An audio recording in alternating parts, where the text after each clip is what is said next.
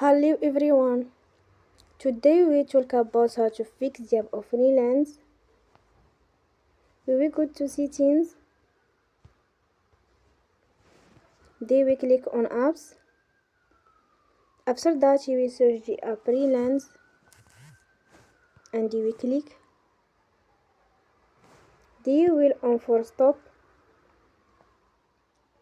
After that we go to storage.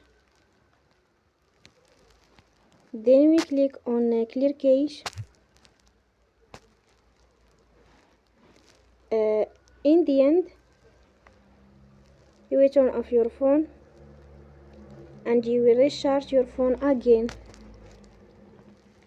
Don't forget to support us by like and subscribe. See you next time and thank you for watching.